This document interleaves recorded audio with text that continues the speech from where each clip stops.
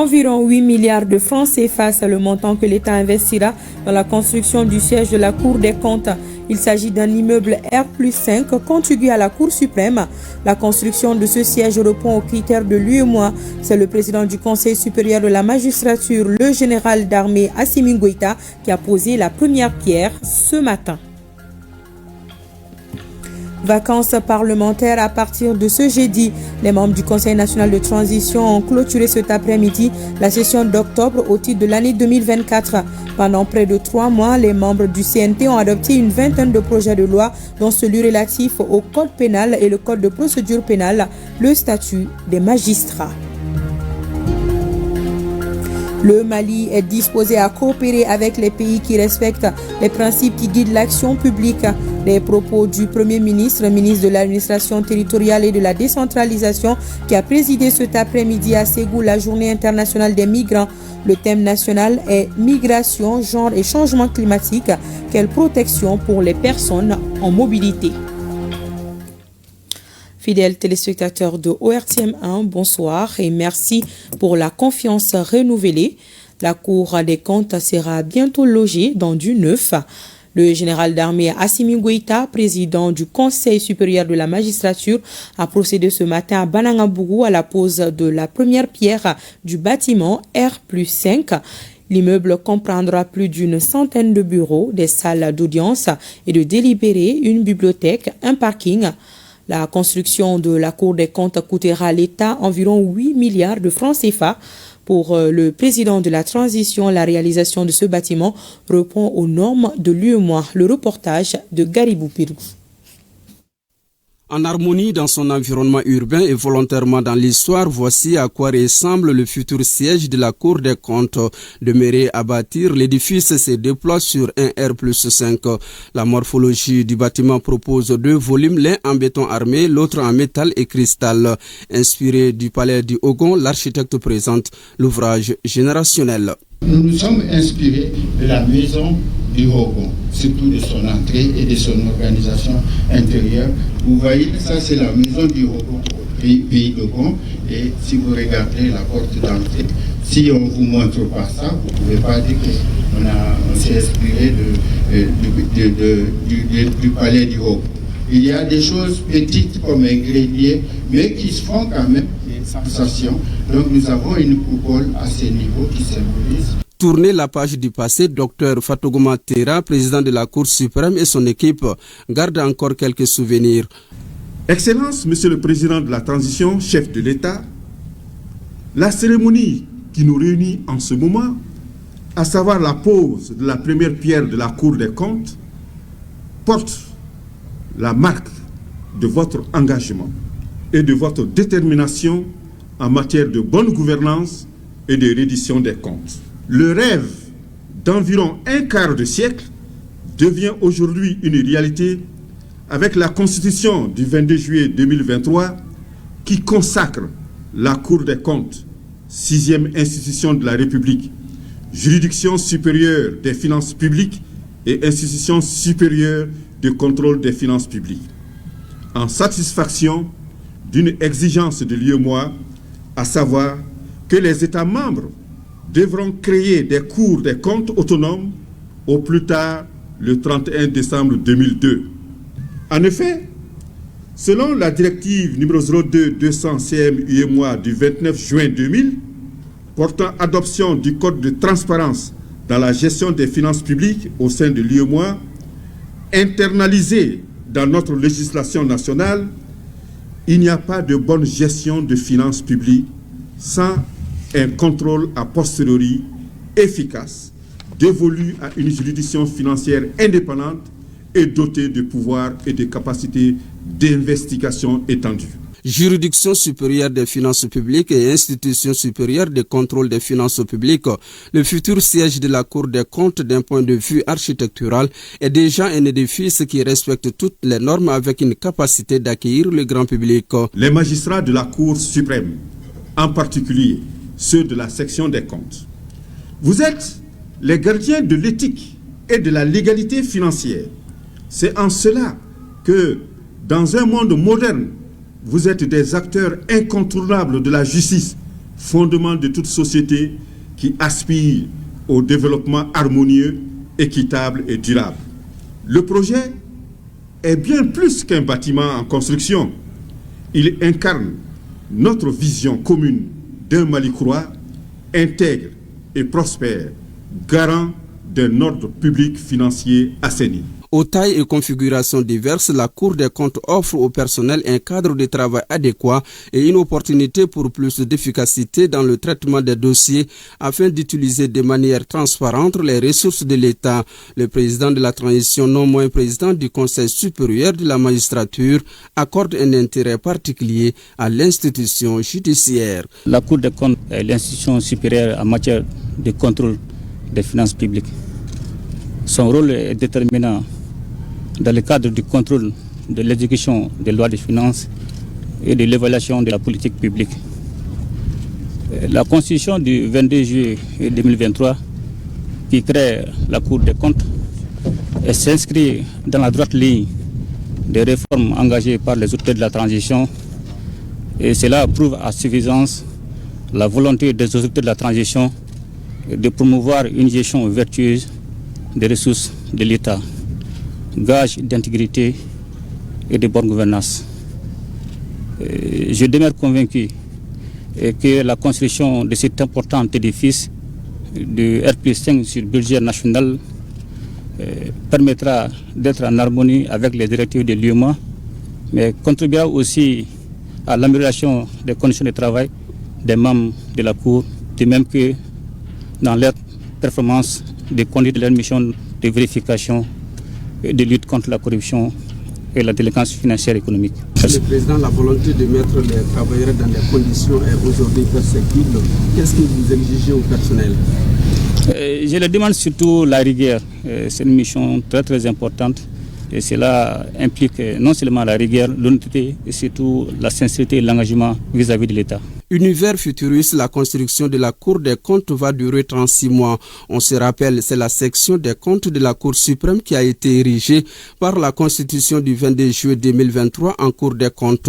En attendant la promulgation de sa loi organique, la construction de son siège est déjà un signal fort pour discipliner les procédures de gestion budgétaire et comptable et par la même occasion lutter contre la corruption et la délinquance financière.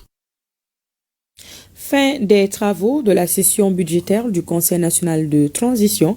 L'exercice qui a duré près de 3 mois a permis l'examen de la loi des finances au titre de 2025, le vote du code pénal et le code de procédure pénale, le statut des magistrats. Le président de l'organe législatif de la transition a salué la montée en puissance des femmes avec des résultats palpables. Je vous propose d'écouter un extrait du discours de clôture du général de corps d'armée Malick Diaw, des propos recueillis par Aridjou Matina. Après 2 mois et 15 jours, nous voici arrivés au terme de notre session ordinaire du mois d'octobre 2024. Qu'il me soit permis, avant l'attente de mon propos, de rendre un vibrant hommage au président de l'Assemblée législative de transition du Burkina Faso, son Excellence Dr Ousmane Bougouma. Également à l'honorable M. Orhan Ates, député à la Grande Assemblée nationale de Turquie, à son Excellence Bakary Yahou Sangaré, ministre des Affaires étrangères, de la coopération et des Nigériens de l'extérieur, qui nous ont fait honneur d'être présents à l'ouverture solennelle de cette session.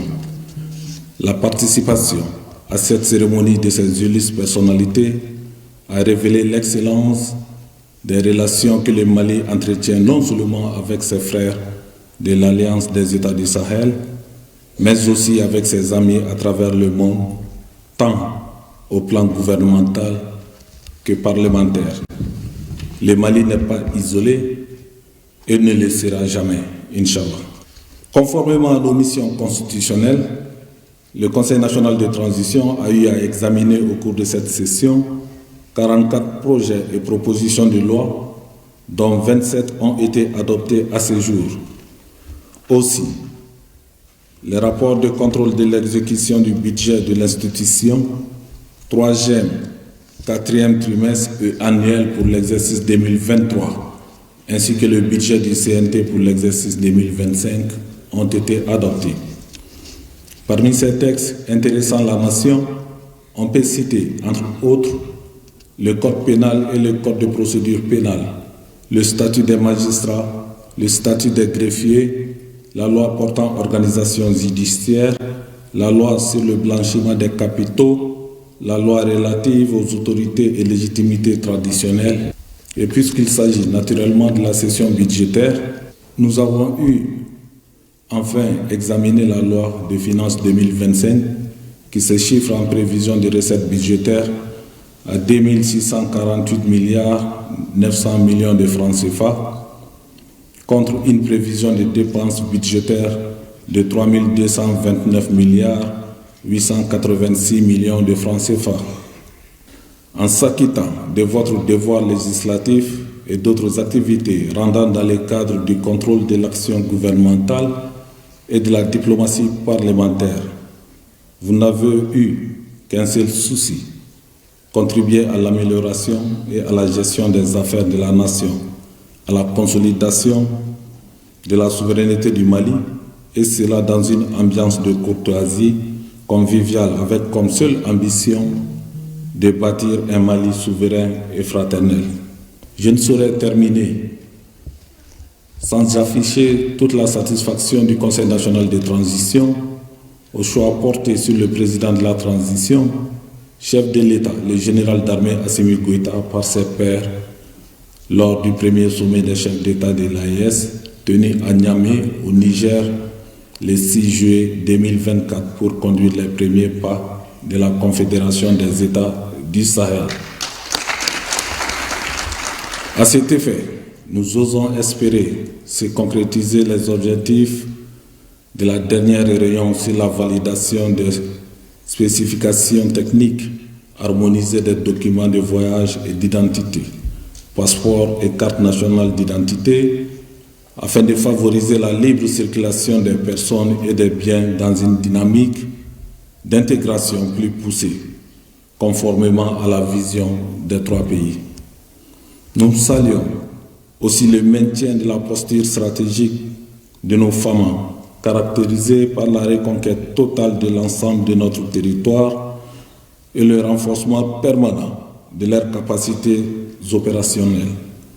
Saluer non seulement les femmes, mais aussi l'ensemble des forces armées et de sécurité de l'AES pour les efforts déployés au quotidien et dans le strict respect du droit international humanitaire pour la défense de la souveraineté du Sahel et la protection de ses populations et de leurs biens. Enfin, nous rappelons que le dialogue intermalien et ses recommandations officiellement remises au chef d'État le 13 mai 2024 demeurent le seul cadre de règlement des conflits internes. Il convient de souligner à ce niveau tous les efforts qui sont entrepris pour maintenir un climat social apaisé et nous lançons un appel à toutes les Maliennes et à tous les Maliens à s'inscrire dans cette dynamique de réconciliation, une étape indispensable au retour à l'ordre constitutionnel apaisé et sécurisé. Merci à tous, puisse Dieu le Tout-Puissant, le tout miséricordieux, renforcer la force et raffermir la foi des Maliennes et des Maliens. Sur ce, je déclare close la session d'octobre 2024. Et Aridjou Matina reviendra sur le vote de certains projets de loi qui ont sanctionné la clôture de la session dans nos éditions futures. Et vous pourrez également suivre l'intégralité du discours du président du CNT juste après cette édition. Je vous le disais dans les titres, le Premier ministre, ministre de l'administration territoriale et de la décentralisation était à Ségou. Le général de division Abdoulaye Maïga a présidé l'ouverture des travaux de la Journée internationale des migrants. Le thème national est migration, genre et changement climatique. Quelle protection pour les personnes en mobilité? Un thème qui cadre bien avec la vision du président de la transition. Pour le chef du gouvernement sur les questions de migration, le Mali est disposé à coopérer avec les pays qui respectent les principes qui guident l'action publique. Je vous invite à suivre un extrait du discours du Premier ministre au micro de Mamadi Koné et de Ali Outouri. Les activités de la célébration de cette journée internationale cadrent parfaitement avec la vision de son Excellence le général d'armée Assimi Goïta, président de la transition, chef de l'État, président de la Confédération des États du Sahel. Et cela est d'autant plus clair que dans sa lettre de cadrage lors du Conseil des ministres inaugural, le président de la transition, chef de l'État, a engagé le gouvernement sur 8 principaux axes, parmi lesquels figure en bonne place le renforcement de la protection des Maliens établis à l'extérieur. La gestion de la migration est une priorité politique pour notre pays. Cette volonté s'est illustrée par de nombreuses actions concrètes. La place de nos compatriotes établis à l'extérieur a été renforcée au sein des institutions de la République. Il s'agit notamment du Conseil national de transition. En outre, il convient de signaler que la nouvelle Constitution accorde une place de choix aux Maliens établis à l'extérieur qui siégeront désormais à l'Assemblée nationale et au Sénat. Les Maliens établis à l'extérieur jouent un rôle prépondérant dans le processus de développement de notre pays, en termes de transfert de fonds pour la prise en charge des familles restées, mais aussi de l'expertise technique et intellectuelle dans le cadre du renforcement des capacités des structures nationales. Le programme Tokten est la parfaite illustration de l'engagement de la diaspora intellectuelle pour le développement de notre pays. Cependant, l'arbre ne doit pas cacher la forêt. Nous sommes conscients des drames de la migration irrégulière qui endeuillent chaque année de nombreuses familles. Les statistiques présentées par le ministre des Maliens établis à l'extérieur de l'intégration africaine mettent en exergue l'urgence d'agir ensemble pour contenir les défis de la migration irrégulière. Nous devrons à cet effet, d'une part, intensifier la lutte contre les réseaux de trafic et de traite des migrants, et d'autre part, œuvrer à créer les conditions endogènes pour donner aux jeunes des raisons de rester chez eux, afin que la migration ne soit pas la règle, mais l'exception. Sur les questions migratoires, notre pays est disposé à coopérer avec les partenaires et les pays qui respectent les principes fondés sur le respect de la souveraineté de l'État, les choix souverains du peuple et la défense de ses intérêts, comme stipulé dans notre Constitution. À l'heure de la mondialisation, nous devons traiter les questions migratoires dans un esprit de partenariat et de co-responsabilité, en ayant en permanence à l'esprit la primauté des droits des migrants, en particulier de leur droit à la dignité humaine. Je tiens donc à vous rassurer ici de la volonté inébranlable du Mali à jouer pleinement sa partition. Dans le cadre de la réalisation du Mali Croix et de la mise en œuvre de la feuille de route de la Confédération des États du Sahel, matérialisée notamment en ce qui s'agit des volets économiques et financiers, par la relecture du code minier, l'adoption d'une loi sur le contenu local, et bien entendu d'autres projets dans le secteur primaire, secondaire et tertiaire. Je voudrais ici rappeler la volonté inébranlable de leurs excellences, le capitaine Ibrahim Traoré, président du Burkina Faso, du général d'armée Assimi Goïta, président du Mali, du général de brigade Abdourahmane Tchani, chef de l'État du Niger, de mettre fin à la migration pour des raisons économiques, bien entendu s'agissant des ressortissants de notre espace confédéral, et d'inciter ceux qui ont migré pour des raisons économiques à revenir dans notre AES et de profiter des fruits de la prospérité et du développement. Inch'Allah, ce jour viendra très bientôt. Et vous aurez le reportage complet avec nos équipes dans nos futures éditions. Cérémonie de décoration de 15 agents de la Cour suprême. Ils ont été élevés au grade de chevalier de l'Ordre national et du mérite avec effigie abeille. Ces agents, selon le président de l'institution, ont tout au long de leur carrière professionnelle su être à la hauteur de leur mission. Le reportage de Mamadou Fani. Ils sont 15 agents de la Cour suprême du Mali à être honorés par la nation. Ces 15 agents se sont distingués dans l'exercice de leurs fonctions par la qualité de leur travail, leur engagement patriotique et surtout le sens élevé de responsabilité. Ainsi, 5 de ces récipiendaires ont été élevés au rang de chevalier de l'Ordre national du Mali et les 10 autres au grade du mérite national avec effigie abeille par le grand chancelier des ordres nationaux du Mali. C'est toujours un moment de grande solennité que de recevoir les insignes de la nation. Mais c'est aussi un lourd fardeau, puisque c'est une invite à persévérer dans la voie que vous avez toujours empruntée pour être là ce matin. Donc c'est pour nous l'occasion de remercier les autres autorités de la République pour la marque de confiance et de promettre au nom de tous les récipiendaires que nous ferons tout pour mériter la distinction dont nous venons d'être objet. Les médailles viennent non seulement récompenser des années de labeur pour vous, mais aussi elles sont une invite au travail bien fait. Ceux qui n'ont pas eu de médaille cette année n'ont pas démérité, puisque c'est un travail d'équipe qui est récompensé. Je félicite les récipiendaires et j'invite cependant chacune et chacun à rester des acteurs actifs de notre institution. Les récipiendaires ont pris l'engagement de continuer à servir la nation dans la loyauté avec abnégation. Le même exercice a eu lieu ce matin au Conseil des collectivités où 8 personnes ont été décorées de la médaille de chevalier de l'Ordre national et du mérite avec effigie abeille. Parmi les récipiendaires, certains font valoir leur droit à la retraite à la fin du mois. Un moment empreint d'émotion, nous dit Famoussa Sidibi. Ils sont 8 récipiendaires, 3 chevaliers de l'Ordre national du Mali et 5 médaillés du mérite national avec effigie abeille. Ces hommes et femmes du Haut Conseil des collectivités ainsi distingués doivent leur mérite aux longues années de service, mais surtout au dépassement de soi. Ces récipiendaires que vous avez vus devant vous ont mérité de cet honneur pour avoir traité leurs devoirs de manière satisfaisante. Ils l'ont aussi, tant par leur qualité humaine et morale, que par l'exécution correcte de leur mission à eux confiée. Cela à travers leur ponctualité, leur rigueur, leur régularité, leur sérieux dans le travail, leur ambition et leur amour pour la mère patrie. Des méritants triés du lot des braves et portés par la sagesse des mots. Aux camarades qui n'ont pas eu cette chance cette année, qu'ils sachent qu'ils le méritent autant que nous. Aussi, nous leur demandons de la patience, car cet honneur est à la porte de tout travailleur qui s'acquitte bien de son devoir.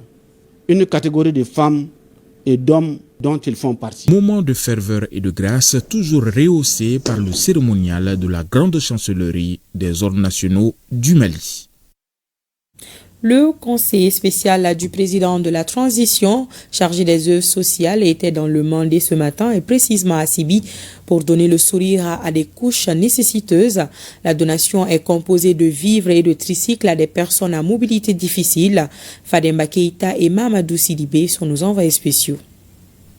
Après Kati, ce sont les handicapés du cercle de Sibi qui bénéficient d'une quantité importante de produits alimentaires et 10 tricycles à autant de personnes à mobilité difficile.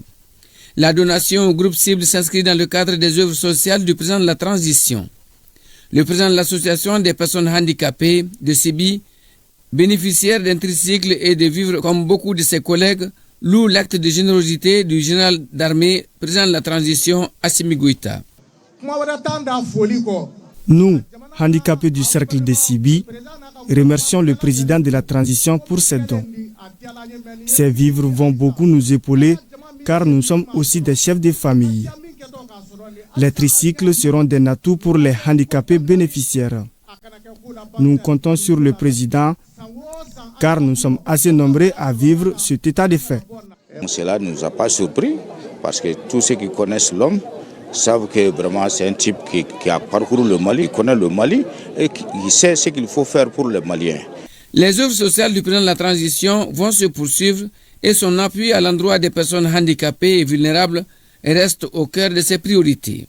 Le président de la transition l'a dit, il veut apporter son aide, sa solidarité à tous les Maliens en général et les plus démunis en particulier. Aujourd'hui, nous sommes avec les personnes vivant avec handicap pour les apporter des kits alimentaires composés de riz, de mil, d'huile et de pâtes alimentaires. En plus de cela, il y a 10 mototricycles pour apporter ça aux personnes vivant avec handicap pour assurer leur mobilité et leur indépendance. La Russie met à la disposition de l'Office du Niger plus de 4000 tonnes d'engrais. Les producteurs saluent la qualité de l'engrais. Le président directeur général a rencontré les responsables des différentes zones de production sur l'état d'approvisionnement des zones de production. Les précisions de Kandesila. Cette rencontre du président directeur général de l'Office du Niger avec les responsables des différentes zones de production et ceux des services spécialisés vise à faire une évaluation de l'approvisionnement de l'engrais russe que toutes les zones de production de l'Office du Niger ont reçu. Cet engrais est un don de la Russie à notre pays. L'Office du Niger remercie l'État pour mettre à disposition dans les zones de bassin de production de l'Office 4153 tonnes d'engrais russe. D'après les informations des exploitants agricoles, ont attesté la qualité de cet engrais russe qui, ma foi, a permis de booster les rendements. Si cette année, au niveau de la campagne, l'Office mise sur une production de plus de 841 000 tonnes, avec un rendement de 6,11 tonnes à l'hectare, l'Office voit plus grand pour les prochaines campagnes. Nous sommes dans une bonne posture de préparer, de se projeter, j'allais dire, sur la campagne 2025-2026. Si on parvient à voir l'engrais russe à temps, avec une quantité nécessaire, avec la qualité qui a été déjà attestée, la production de la campagne 2025-2026 serait supérieure à la production de cette année. En tout cas, cette rencontre technique est opportune pour recenser les contraintes majeures et formuler des recommandations pour l'atteinte de l'objectif majeur assigné à l'Office du Niger, c'est-à-dire la souveraineté alimentaire. Les travaux des États généraux de la santé se sont achevés cet après-midi au Centre international des conférences de Bamako. Plusieurs recommandations ont été formulées pour le renouveau du secteur de la santé. Nous allons y revenir dans nos éditions futures, mais je vous invite à suivre la synthèse des différents panels qui ont abouti aux recommandations avec Bemba Sibi. Les États généraux de la santé, ce sont 4 panels pour un objectif. Diagnostiquer sans complaisance les maux qui minent le secteur de la santé. Sur la question de la gouvernance de la santé et l'offre de services et soins de santé de qualité, les 2 premiers groupes formulent plusieurs recommandations. Que les ASACO, non seulement soient dotés des textes, mais puissent exactement prendre connaissance et maîtriser même les textes exactement en matière de santé communautaire. Il y a un problème de gouvernance aujourd'hui à tous les niveaux. La politique de santé est mise en œuvre à tous les niveaux, mais c'est dans la mise en œuvre de cette politique de santé qu'il y a un problème de participation de la population. Des recommandations pour améliorer l'offre de services sanitaires. D'ailleurs, ce point était la thématique abordée par le groupe 1. Ils ont identifié des causes qui empêchent aux citoyens d'avoir un bon accueil ou les fonctionnaires qui travaillent au niveau des hôpitaux en même temps qui travaillent dans les services sanitaires privés. Il y a les services d'accueil qui ne sont pas formés. Des questions de santé transversales ont également été discutées par les membres du groupe 4, par exemple les questions de genre en période de conflit. Le genre, c'est un concept de construction sociale et ça prend en compte les personnes handicapées. Toutes ces questions transversales ont été traitées. Une chose, c'est l'existence des textes. L'autre chose, c'est la maîtrise des textes par les praticiens. Il y a beaucoup de recommandations qui ont été faites dans le groupe par rapport à la mise en œuvre de ces textes. Ces différents points ont un dénominateur commun, le financement. Il ressort des échanges du groupe 3 qu'il est à plusieurs niveaux. L'État fournit beaucoup d'efforts. Les partenaires prennent à peu près 15%. Ce que nous avons ressorti à travers les chiffres, les données factuelles, c'est que la santé est essentiellement financée par les populations à travers le recouvrement des coûts. On a réfléchi pour inventer des mécanismes de financement alternatif qui consistent essentiellement en des mécanismes de protection sociale. Le renforcement du système de couverture sociale permet donc d'amoindrir le coût des soins de santé pour la population. Les États généraux de la santé, à travers des discussions franches, ont permis de dresser le bilan clinique du secteur de la santé et formuler des recommandations. À présent, je vous invite à suivre la présidente de la commission d'organisation des États généraux de la santé pour Dr Traoré Fatoumata Nafo. Les recommandations permettent de se projeter vers l'avenir avec des actions à court, moyen et long terme. Elle répond aux questions de Yaya Konaté dans l'invité de la semaine. Les propositions qui sont faites, mais aussi les diagnostics de base nous permettent aujourd'hui de nous dire que nous avons entre les mains des propositions qui vont nous permettre de nous projeter sur les 10 années à venir.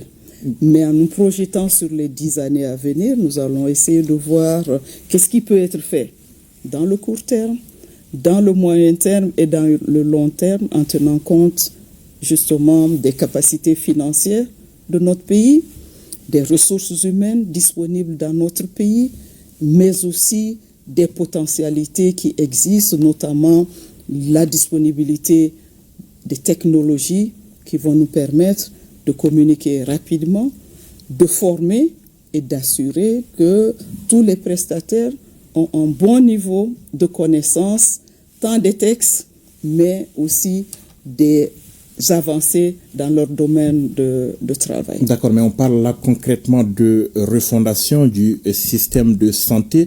Alors, j'ai retenu cette phrase à l'ouverture des travaux. Elle est de vous, si je ne m'abuse. La rencontre marque un tournant décisif dans notre quête d'un système de santé résilient, plus juste, plus efficace et plus humain. Expliquez-nous. Nous voulons un système plus humain. Je vais commencer par là où vous avez terminé, parce que plus humain, c'est de mettre la personne humaine au centre de nos préoccupations. Qu'est-ce que la population nous reproche? De ne pas être accueillant, de n'avoir pas suffisamment d'empathie vis-à-vis des malades, de ne pas être présent à nos postes et d'avoir des structures de santé qui ne donnent pas le bon exemple en termes de propreté, par exemple. L'invité de la semaine à suivre juste après la météo. Le comité syndical de la Caisse nationale d'assurance maladie, CANAM, a organisé la 7e édition de la journée de la CANAM. Le thème de cette année est la conscience professionnelle, enjeux et impact sur la gestion du régime et la satisfaction des assurés. Occasion pour les travailleurs de réfléchir sur cette question cruciale pour l'amélioration et la qualité des services rendus aux assurés. Les temps forts de cette journée dans ce reportage de Bemba Sibi. La conscience professionnelle au cœur de la journée de la CANAM est un état d'esprit que le comité syndical du service, organisateur de la journée, entend promouvoir auprès des travailleurs de la Caisse. Et cette journée va permettre de mener une réflexion approfondie sur l'impact positif de la conscience professionnelle. La conscience professionnelle choisie comme thème de cette journée est un pilier fondamental de notre secteur. Elle incarne notre dévouement à servir la population, à garantir l'accès aux soins et à préserver la santé de chacun. Chaque jour, nous avons la responsabilité d'assurer que nos services ne soient pas seulement de qualité, mais qu'ils soient aussi accessibles à tous. La conscience professionnelle n'est pas un concept abstrait. Elle se traduit concrètement par la ponctualité, l'assiduité, la rigueur dans le travail, mais aussi par le respect des droits des assurés et des règles éthiques. La conscience professionnelle est donc l'épine dorsale de toute entreprise aspirant à améliorer la qualité de ses services au public. La conscience professionnelle, c'est ce qui donne tout son sens à nos actions. Elle est la base de la qualité de notre travail et la clé pour atteindre les objectifs que nous nous fixons chaque jour. Cette conscience qui nous pousse à bien faire notre devoir avec vigilance et sérieux est ce qui valorise notre mission est en fait une source de fierté pour chacun de nous. Pour cette conscience professionnelle, il est impérieux de disposer d'un bon climat de travail. Et pour ce faire, le rôle des syndicats est essentiel. Un syndicat ne doit pas être perçu comme un obstacle au bon fonctionnement d'une entreprise, mais plutôt comme un partenaire essentiel à sa bonne marche. Soyez assurés que le département continuera de soutenir toutes les initiatives louables visant à améliorer votre efficacité et voire votre impact. C'est dans cet esprit que nous nous engageons à accompagner la CANAM dans ses efforts pour garantir une assurance maladie universelle et accessible qui se profile à l'horizon. Plusieurs activités vont meubler cette journée, notamment une conférence sur la conscience professionnelle. La journée a servi de cadre pour le comité syndical de rappeler les doléances des travailleurs. La direction s'est engagée à apporter des solutions idoines. Les acteurs de l'éducation et de la formation professionnelle évaluent les activités menées en 2024. Le but de l'exercice est de créer un cadre de dialogue social franc et constructif entre le gouvernement et les partenaires de l'école. Mariam Koni était de la rencontre. Voici son reportage. Cette revue conjointe se tient quelques mois après les États généraux de l'éducation de janvier dernier et qui ont tracé la voie à la refondation du système éducatif malien.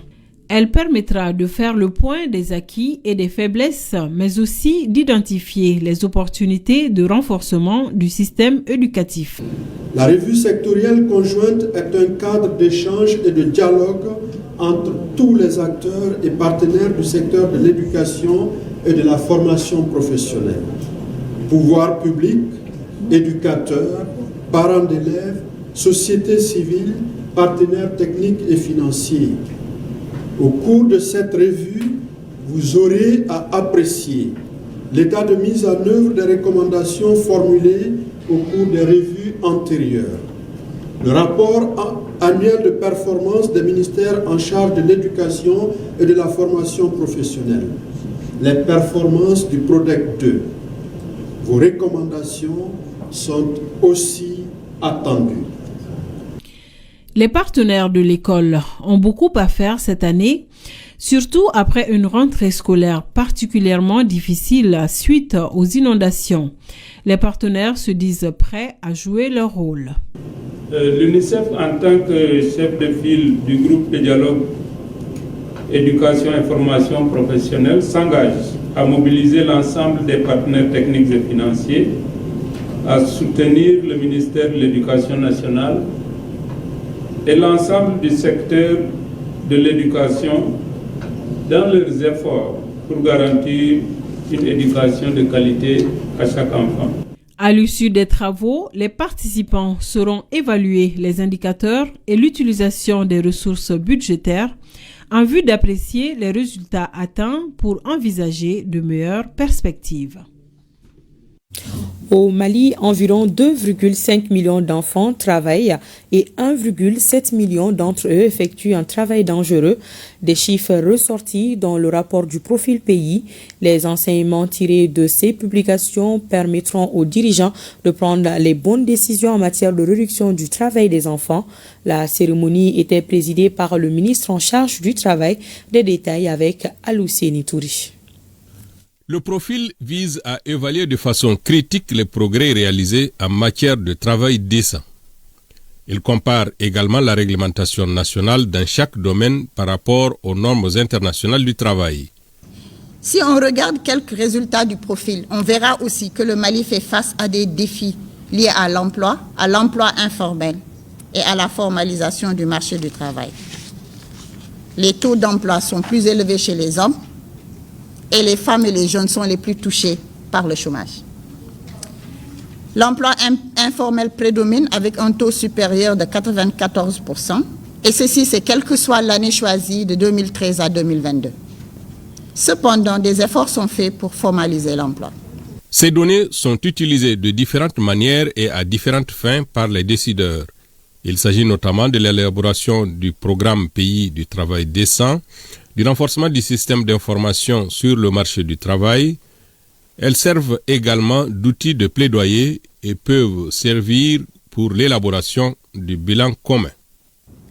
Malgré ces progrès, il ressort du second rapport sur le travail des enfants que des efforts restent à faire dans le cadre de la promotion de l'emploi des jeunes, de l'amélioration des conditions de vie des travailleurs et de la réduction du travail des enfants.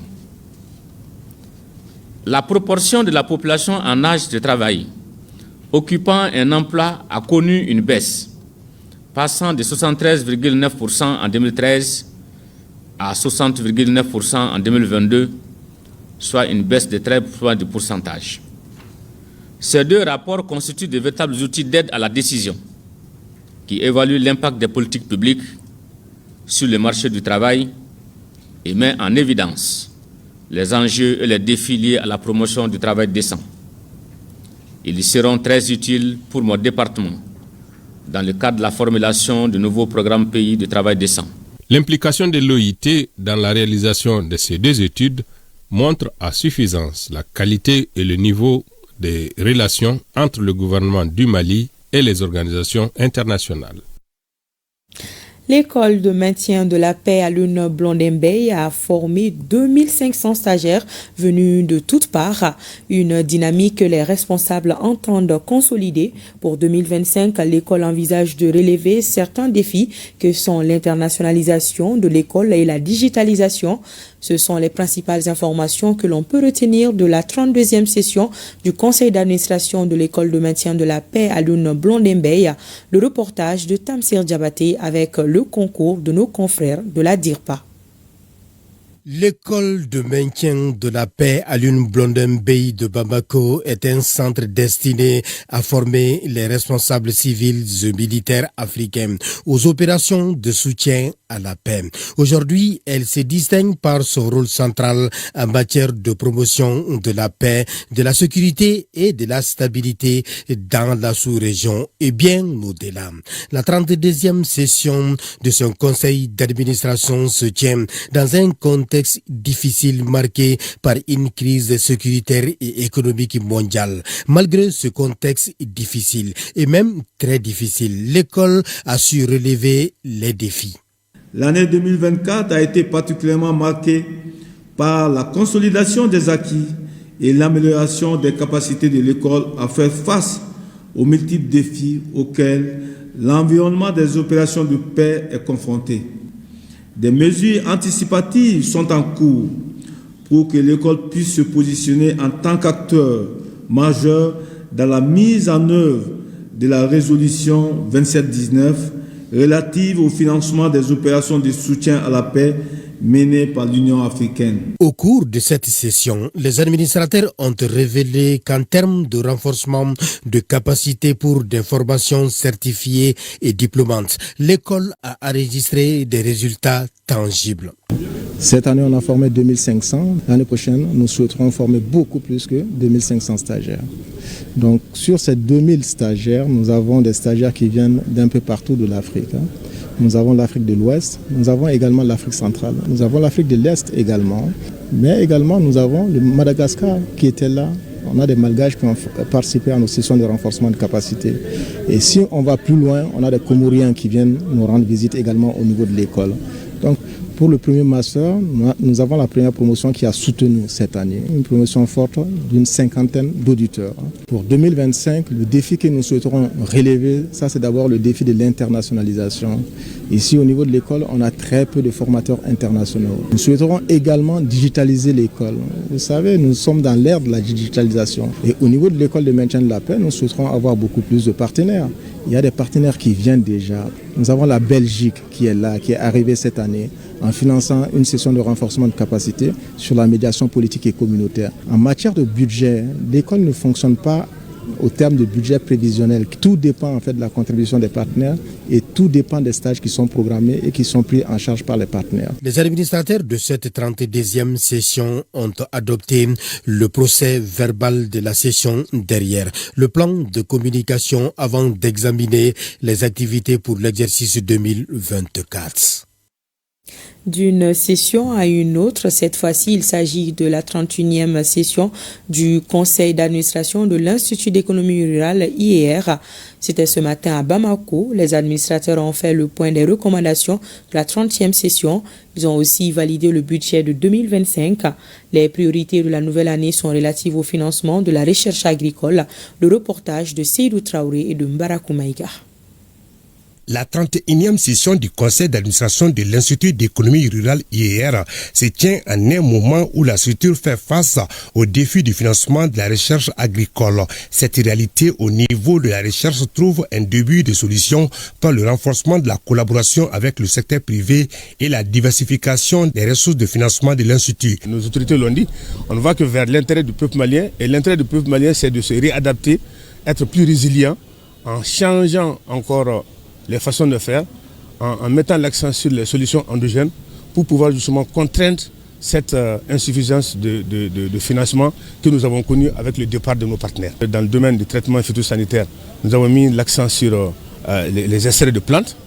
Nous avons fait la promotion de ces technologies-là, qui nous ont permis aussi de circoncire le mal là où il a été présent. La 31e session offre ainsi l'opportunité aux administrateurs d'éplucher les difficultés dans les activités de recherche et d'expérimentation. Malgré les contraintes liées au vieillissement du personnel dans la recherche, l'insuffisance des ressources financières et la sécurisation des terres de la recherche agricole, l'IER a enregistré des résultats encourageants. En termes de bilan pour 2024, nous notons au niveau de l'Institut d'économie rurale l'élaboration de 57 rapports de recherche stratégiques et appliqués, dont 32 rapports sur les productions végétales, 15 rapports sur la production et la santé animale, les ressources forestières, halieutiques et fauniques, et 5 rapports sur les systèmes de production et la gestion des ressources naturelles. À l'ouverture des travaux, le président du conseil d'administration a rappelé le bon déroulement de la campagne agricole, malgré la forte pluviométrie qui a causé des dégâts sur les infrastructures hydro-agricoles et entraîné des pertes de plants dans les parcelles expérimentales de blé, des palmiers, des dattiers et Fin à Bougouni des travaux de l'atelier de validation du rapport d'évaluation des procès-verbaux de conciliation entre le gouvernement et ses partenaires sociaux. Les participants ont discuté sur l'amélioration des conditions de vie des travailleurs. Le reportage de Abdul Karim Konaté et de Djibril Barayoko. Les participants à cet atelier de validation du rapport d'évaluation des procès-verbaux de conciliation à l'issue de 2 jours de travaux ont formulé 4 recommandations majeures, à savoir demander aux organisations syndicales de faire parvenir les procès-verbaux non encore examinés dans un délai qui sera fixé par le ministère en charge du dialogue social, et revoir la présentation du dit rapport, créer et mettre à jour une base de données sur les syndicats, mettre en place un système d'archivage numérique des procès-verbaux à tous les niveaux. Au cours de ces 2 jours de travaux, vous êtes penchés sans complaisance sur les engagements contenus dans les accords consignés dans les différents procès-verbaux de conciliation. Les débats francs ont caractérisé vos travaux dans l'examen de ce rapport d'évaluation. Vous ont permis aussi de mesurer le niveau d'exécution des différents engagements. Ils ont également permis d'identifier les obstacles qui entravent la mise en œuvre de certains accords et de proposer des mesures susceptibles de permettre la levée de ces obstacles.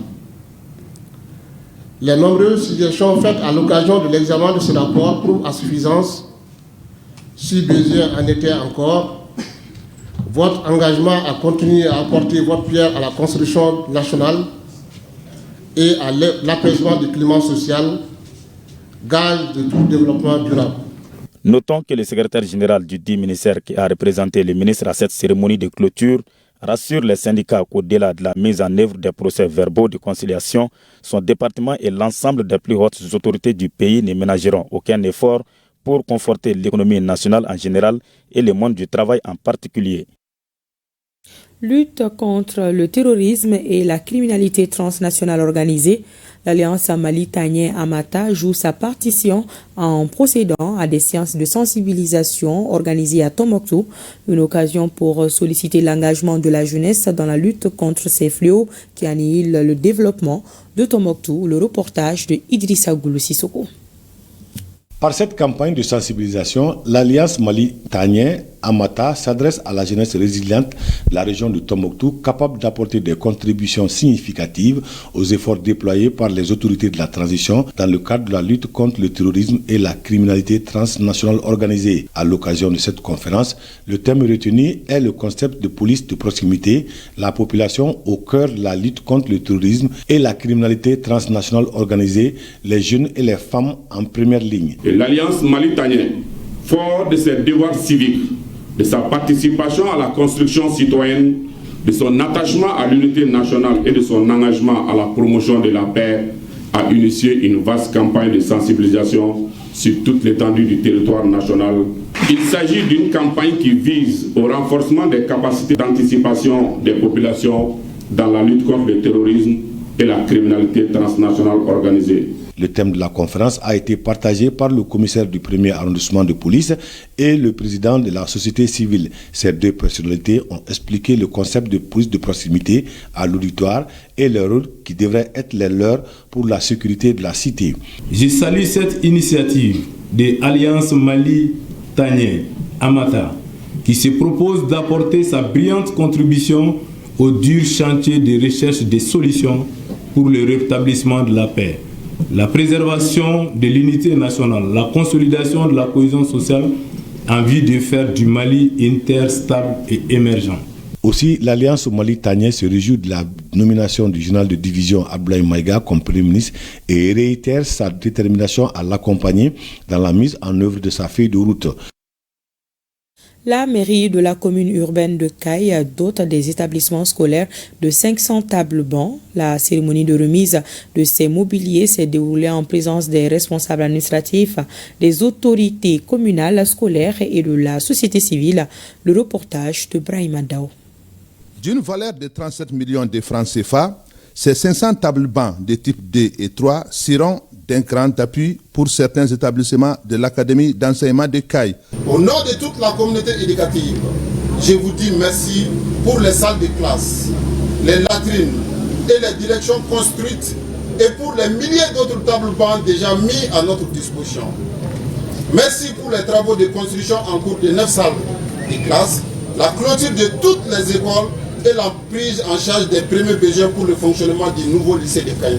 Le maire de la commune urbaine de Caille, au nom du conseil communal et de tous les partenaires qui ont contribué à la confection de ces tables bancs, a évoqué l'importance de l'instruction et de l'éducation des enfants qui sont l'avenir du pays.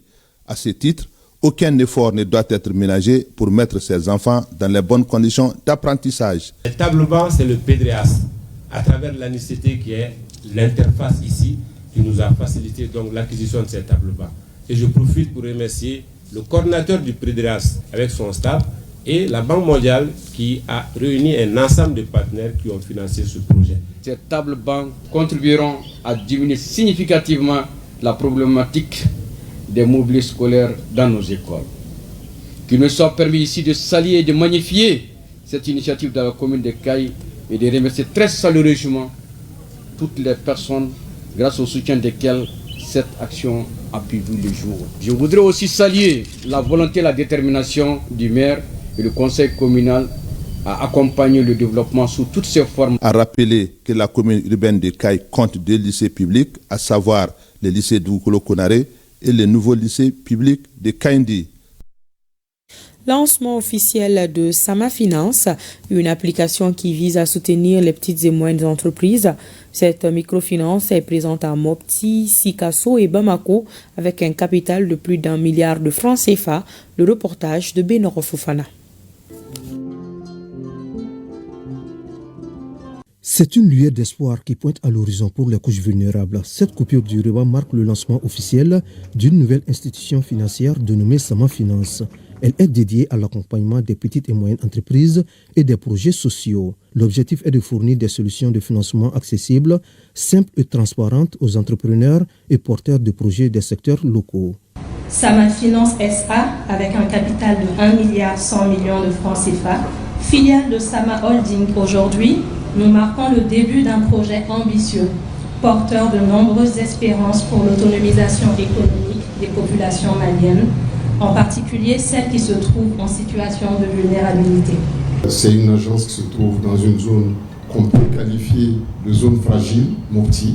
Donc Sama Finance, c'est aller aider là où c'est difficile et utiliser des objets et des outils qui sont des outils innovants basés sur un esprit jeune. Ce lancement de Sama Finance marque une étape importante dans le domaine de l'inclusion financière, en se concentrant sur les couches vulnérables et entreprises qui ont souvent du mal à accéder au crédit bancaire traditionnel. Cette microfinance attend offrir des opportunités. Il s'agit aussi pour nous de favoriser l'inclusion financière à grande échelle. À travers Sama Finance, nous réaffirmons notre engagement envers les plus vulnérables, les femmes, les jeunes, les agriculteurs et les artisans. Ce sont eux qui font vivre l'économie. Notre rôle est de leur offrir les outils nécessaires pour réaliser leurs projets et améliorer durablement leurs conditions de vie. Je voudrais également exprimer ma reconnaissance aux autorités maliennes, au gouvernement et aux partenaires financiers pour leur soutien constant aux initiatives du secteur de la microfinance. J'invite tous les entrepreneurs, jeunes, femmes et agriculteurs à profiter de cette opportunité offerte par Sama Finance pour concrétiser leurs projets. Pour un libre accès des couches vulnérables qui sont dans les zones difficiles du Mali aux différents services, Sama Finance a mis en place une application qui fonctionne sur le téléphone portable. La présentation de cette application, suivie de la visite des locaux de Sama Finance, ont mis fin à la cérémonie de lancement. Il existe désormais un partenariat entre l'association Dina Dogon et l'association Ensemble pour le Mamala. Ce partenariat a été officialisé hier mercredi lors d'une rencontre initiée pour l'occasion. Il est né de la volonté des parties à procéder à une synergie d'action, notamment sur le plan culturel, au bonheur de leurs communautés respectives, par extension du peuple malien. Tiemoro Konaté pour plus de détails. Lien de partenariat officialisé entre deux organisations de la société civile. Si la première, créée depuis 33 ans, incarne les valeurs du pays Dogon, la deuxième, un mouvement jeune, représente une aire géographique abritant plus de 600 villages dans la région de Koutiala. Il s'agit de l'association Guina Dogon et l'association Ensemble pour le Mamala, deux ethnies ayant des ressemblances culturelles faisant désormais front commun. Nous avons été inspirés, c'est pour avoir de l'expérience. Parce que nous, on a une vie de 3 ans pour le moment. Et ils sont à peu près, depuis 1991, nous sommes dit qu'il faut des préalables. Il ne faut pas que nous sautons certaines parties, pensant qu'on pourra être une association très mûre, sans pour autant apprendre les leçons avec les autres. Guina Dogon et Ensemble pour le Mamala chemineront ensemble pour mener des actions communes. Chaque association dans son domaine précis pour parvenir à l'instauration non seulement de la paix, mais du bonheur global et du développement total de nos différentes communautés et de nos différents terroirs. C'est donc un partenariat prometteur qui aura comme axe stratégique la culture dont les prémices verront les jours à partir du festival annuel Ogo Bagnan prévu pour ce mois de janvier. J'ai le plaisir d'annoncer à la communauté Mamala et cette année la communauté invitée d'honneur de ce festival. Donc vous comprenez que déjà nous sommes en partenariat et nous allons continuer et renforcer. Quand j'ai reçu la lettre, nous avons prévu une réunion pour nous organiser et voir à peu près maintenant quels sont les mouvements que nous avons mobilisés aussi vers le village qui viennent à Bamako pour animer ce festival. Il y a les masses chez nous, à Boura, à Mao, à Minamba. À l'issue de cette rencontre qui officialise ce nouveau partenariat, les parties ont échangé des cadeaux symboliques inspirés de la culture. Il s'agit du petit mil cultivé par excellence par les deux communautés et des noix de cola, expression d'une hospitalité légendaire à la malienne. Et dans un communiqué déposé à la rédaction, le RDA Mali exprime sa profonde satisfaction et son soutien à la décision prise par le décret portant sur la dénomination de voies, places et établissements publics dans le district de Bamako. Cette décision revêt une importance particulière car elle permet de rendre particulièrement hommage à nos illustres dévanciers Seydou Badjan Kouyaté, Mahaman Alassane Aïdara, capitaine Sékou Traoré, général Abdoulaye Soumaré, Modibo Keïta, Ces hommes qui ont marqué l'histoire de notre nation par leur courage, leur dévouement et leur engagement inébranlable pour la liberté et la prospérité de notre pays. Et nous arrivons à la page AES, c'est juste après ceci.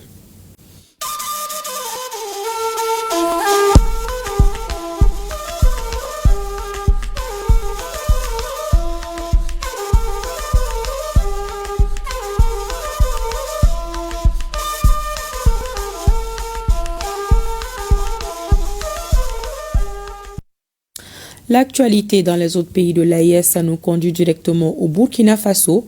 Le président du Faso, chef de l'État, le capitaine Ibrahim Traoré, a présidé hier, mercredi, le tout premier conseil des ministres après la formation du nouveau gouvernement. À l'issue de la séance, le nouveau premier ministre, Rim Talba Jean-Emmanuel Ouedraogo, a fait une déclaration. Le contenu dans ce reportage de notre confrère Nyakite Dia. Outre l'examen des rapports et autres dossiers, le nouveau gouvernement, pour son premier conseil des ministres, reçoit des orientations du président du Faso sur la dynamique à enclencher et qui encadre la poursuite de la mise en œuvre du plan d'action pour la stabilisation et le développement au titre de l'année 2025. Ces orientations reposent sur 3 points essentiels avec en ligne de mire l'accélération de la mise en œuvre de la politique gouvernementale. Le chef de l'État a donné des instructions afin que la mise en œuvre des différentes politiques et des différentes actions connaissent une accélération significative au cours de cette année 2025, afin d'apporter des réponses pertinentes aux attentes légitimes des populations de nos concitoyens des villes et des campagnes, des populations déplacées internes et surtout accompagner la réinstallation des populations parce que c'est un processus qui se poursuit également et qui devrait s'intensifier grâce à l'esprit de sacrifice et surtout à l'engagement historique de nos forces combattantes. Cette accélération donc doit se mener à tous les niveaux et chaque département ministériel doit s'atteler à faire en sorte donc que nous puissions donc passer à un autre rythme de mise en œuvre des différentes politiques et des différentes actions. 2025 va connaître également une lutte beaucoup plus accrue contre la corruption. Les mauvaises pratiques dans l'administration publique sont également dans le viseur. Les orientations sont précises. La dernière actualité, notamment ce procès qui tient le public burkinabé en haleine, est assez révélateur des insuffisances de notre administration et surtout de la nécessité de resserrer les mailles dans la lutte contre la corruption et les mauvaises pratiques dans l'administration afin de s'assurer véritablement d'assainir cette administration afin qu'elle soit en phase avec la dynamique actuelle, la vision actuelle et surtout le souci que l'administration puisse être au service des Burkinabés, non donc au service d'individus.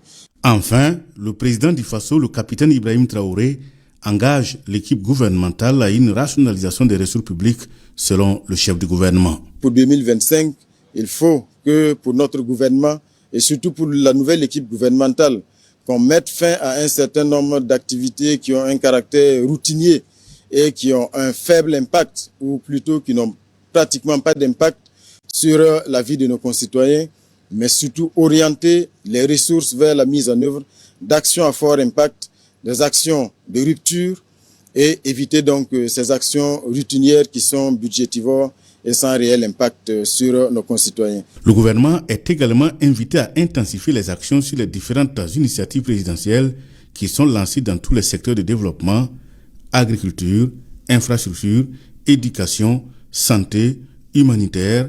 Bref, pour le Premier ministre, l'année 2025 est une année charnière.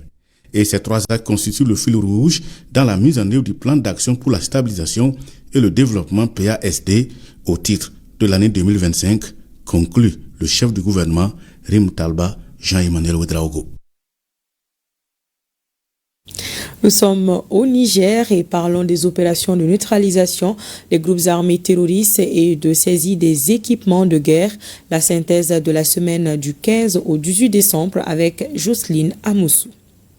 Dans la région de Tillabéri, sur la rive gauche du fleuve Niger, la situation sécuritaire demeure maîtrisée grâce à l'intensification des opérations de surveillance et de contrôle menées par nos forces de sécurité.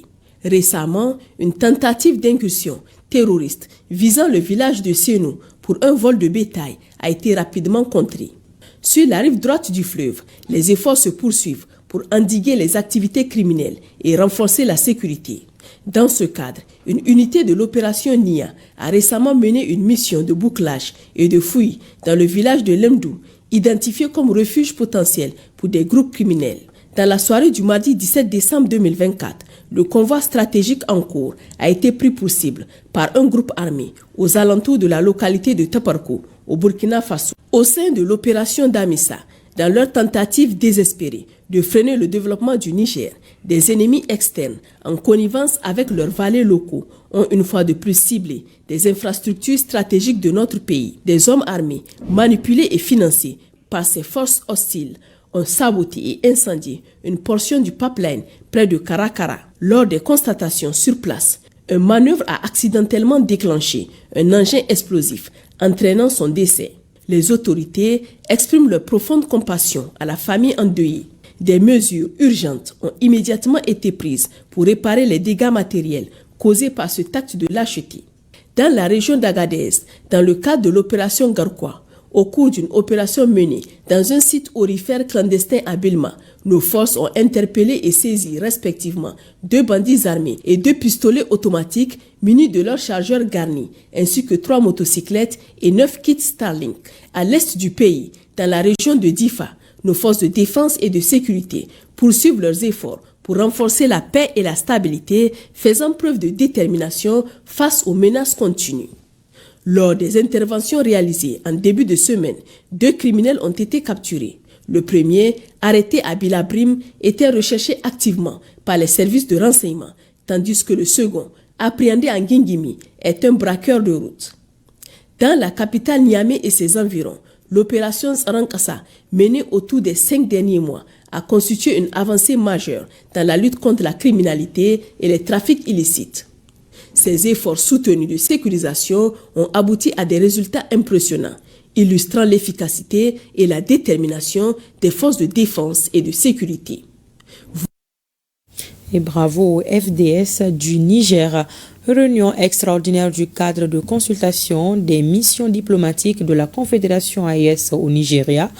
Au cœur des échanges, les conclusions issues des travaux du sommet ordinaire des chefs d'État et de gouvernement de la CEDEAO du 15 décembre dernier.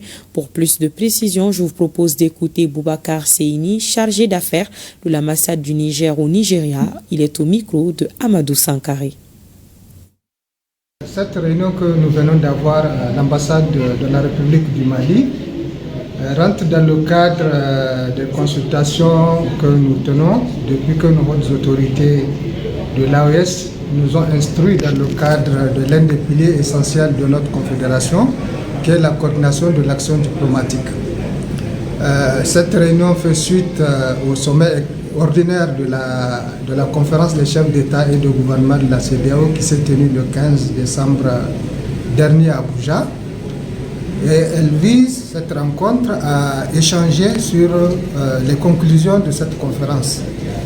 Nous avons eu des débats très fructueux sur les conclusions que nous allons transmettre à nos différentes capitales dans le cadre de la gestion du dossier de retrait de nos pays de la CEDEAO.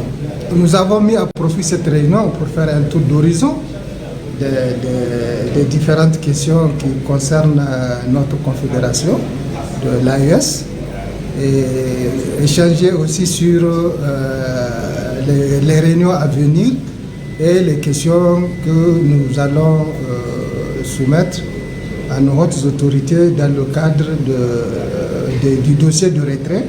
Vous avez aussi évoqué la dernière décision des chefs d'État de l'AES par rapport à la libre circulation des personnes et des biens au niveau de l'espace. Nos autorités ont été très perspicaces sur ce plan et nous avons pris note du contenu de ce communiqué.